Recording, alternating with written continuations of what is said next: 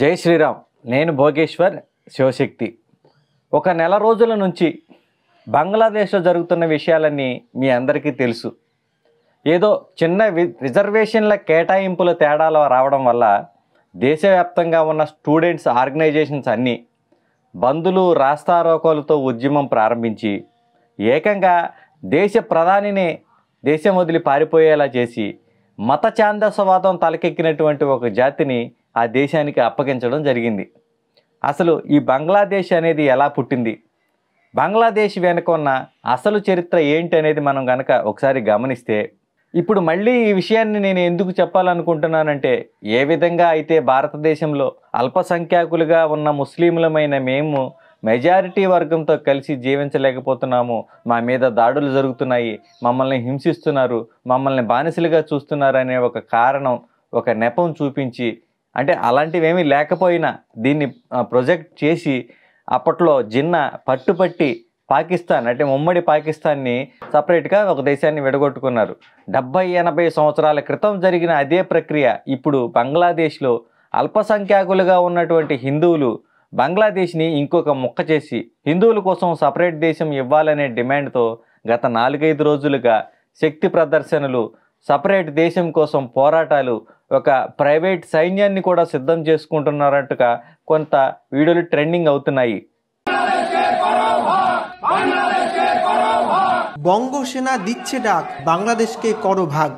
বাংলাদেশের 6টি জেলাকে হিন্দুদের জন্য ছেড়ে দিয়ে স্বাধীন বঙ্গভূমি রাষ্ট্র গঠনের দাবিতে সোচ্চার হলেন এপার বাংলার বঙ্গসেনা সংগঠনের সদস্যরা। ওই বাংলাদেশে 6টি ডিস্ট্রিক্ট নিয়ে ওখানে স্বাধীন বঙ্গভূমি রাষ্ট্র গঠন করে ওখানেই হিন্দুদের প্রতিষ্ঠিত করতে হবে। তাদের দাবি বাংলাদেশের 6টি জেলা যশোর, খুলনা, ফরিদপুর, কুষ্টিয়া, বরিশাল এবং পটুয়াখালী, এই 6 জেলা নিয়ে আলাদা স্বাধীন বঙ্গভূমি রাষ্ট্র তৈরি করতে হবে। সেখানেই বাংলাদেশের হিন্দুরা একত্রিত হয়ে থাকবেন।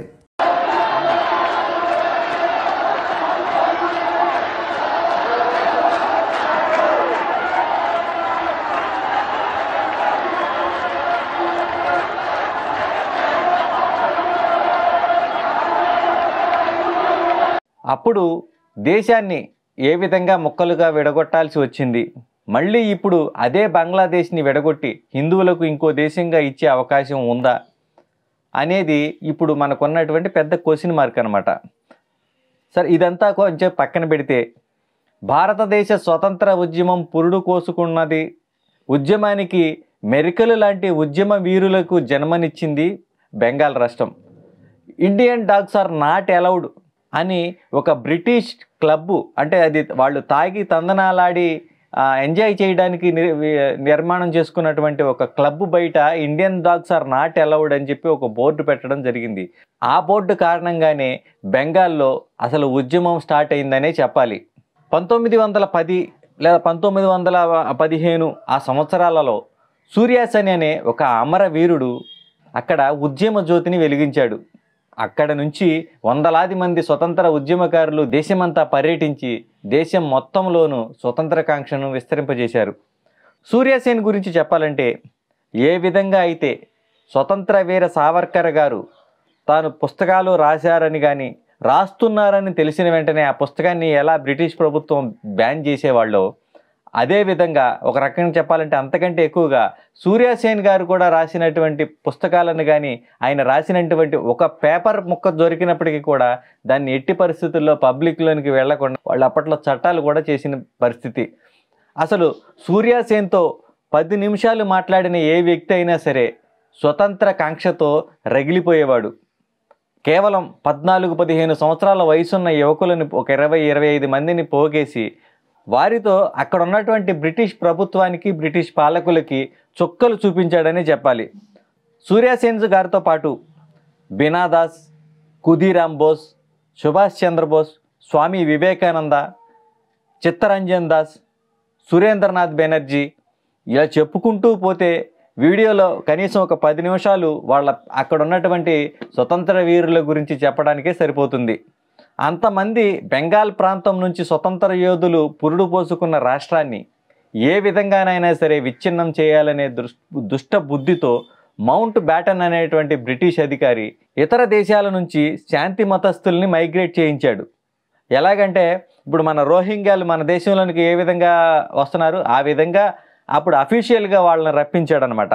ఇలాగా ఈ శాంతి కాముకుల పాపులేషన్ అక్కడ పెరగడానికి ప్రయత్నం చేశాడు. ఆ పెరిగిన పాపులేషన్కి తోడుగా బెంగాల్లో నామశూద్రులు అని పిలువబడే ఒక దళిత వర్గం ఉండేది. ఆ వర్గానికి ప్రతినిధిగా జోగేంద్రనాథ్ మండల్ అనే ఒక నాయకుడు కూడా ఉండేవాడు. ఈ జోగేంద్రనాథ్ మండల్ ముస్లిం లీగ్ పార్టీకి సపోర్ట్ చేసేవాడు. ఎందుకంటే బెంగాల్ను విడదీస్తే ఇంకొక సపరేట్ దేశంగా చేస్తే ఆ సపరేట్ దేశంలో మేము హిందూ ముస్లిం బాయ్ బాయ్ అనే ఒక నినాదంతో మేము అక్కడ వాళ్ళతో కలిసి స్వేచ్ఛగా సపరేట్ దేశంలో ఉండొచ్చు అని భావించాడు. లేదా ఇంకేదైనా కారణాలు అయి ఉండవచ్చు. దాని కారణంగా బెంగాల్ విభజన తర్వాత ఈ నామశూద్రులు అనబడే హిందూ దళితులు అంతా కూడా అక్కడే ఉండిపోయారు. వీళ్లతో పాటు మన దేశంలో మేము సెక్యులర్లమి, మాకు అందరూ సమానమే, హిందూ డాష్ డాష్ బాయి బాయి అని గుడ్డిగా నమ్మినటువంటి కొంతమంది హిందువులు కూడా వారితో పాటే అక్కడే ఉండిపోయారు. ఒక రకంగా చెప్పాలంటే జోగేంద్రనాథ్ మండల్ ముస్లింలతో పాటు కలిసి తీవ్రంగా సపరేట్ దేశం కోసం ప్రచారం చేసిన కారణంగా, అలాగే జిన్నా మా మైనారిటీలందరూ మీతో కలిసి ఉండము, మాకు సపరేట్ ముస్లిం దేశం కావాలి అనే డిమాండ్తో ఉమ్మడి పాకిస్తాన్ విభజించబడింది. దేశాన్ని విభజించిన తర్వాత ఆ విభజించిన దేశంలో విభజనకు సహకరించినటువంటి హిందువులు ఎంత స్వేచ్ఛగా ఎంత గౌరవంగా బతుకుతున్నారో మీ అందరికీ తెలిసిందే. అప్పుడు 100 మంది ఉంటే ఇప్పుడు 20 మంది ఉన్నారు. ఆ 80 మంది కూడా రేపులు, మర్డర్లు ఇంకా వగైరా వగైరా అవన్నీ మీకు తెలిసిన విషయాలే. ఏ విధంగానైతే జిన్నా మా ముస్లింల అస్తిత్వాన్ని కాపాడుకోవడం కోసం మాకు సపరేట్ దేశం కావాలి అని అప్పుడు డిమాండ్ చేశాడో, అదేవిధంగా ఇప్పుడు అక్కడ ఉంటున్నటువంటి మన హిందువులు ఎవరైతే ఉన్నారో ఇప్పుడు వాళ్ళ అస్తిత్వం కాపాడుకోవడం కోసం వాళ్ళు కూడా బంగ్లాదేశ్ని 2 ముక్కలు చేసి ఒక ముక్క సపరేట్గా హిందూ దేశంగా ప్రకటించాలి అని ఉద్యమం ప్రారంభించారు. ఈ ఉద్యమం ఎక్కడి వరకు వెళుతుందో ఎలా వెళుతుందో అనేది వేచి చూడాలి. బంగ్లాదేశ్లో ప్రారంభమైన ఈ ప్రత్యేక హిందూ దేశ ఉద్యమం గురించి రానున్న రోజుల్లో మరింత సమాచారాన్ని మీకు అందించే ప్రయత్నం చేస్తాను. ఇలాంటి మరిన్ని వీడియోలు మన ఛానల్లో వస్తూ ఉంటాయి కాబట్టి మన ఛానల్ని తప్పకుండా సబ్స్క్రైబ్ చేసుకోండి. మీ అభిప్రాయాల్ని కామెంట్ రూపంలో తప్పకుండా తెలియజేయండి. ఎందుకంటే మాకు తెలియని విషయాలు, మీకు తెలిసిన కొన్ని విషయాలు కామెంట్ రూపంలో తెలియజేయడం వల్ల ఆ కామెంట్స్ చదివిన వాళ్ళకి ఇంకొంత సమాచారం ఎక్కువ తెలిసే అవకాశం ఉంటుంది. అలాగే మేము చేసే కంటెంట్, ఆ వీడియోలు మీకు నచ్చినట్లయితే ఒక లైక్ చేయండి. ఎందుకంటే మాకు మీరు ఇచ్చే లైక్స్ కొంత ఉత్సాహంగా అనిపిస్తుంటుంది. కాబట్టి తప్పనిసరిగా వీడియో చూడగానే ఒక లైక్ చేయండి. జై శ్రీరామ్, భారత్ మాతాకి జై.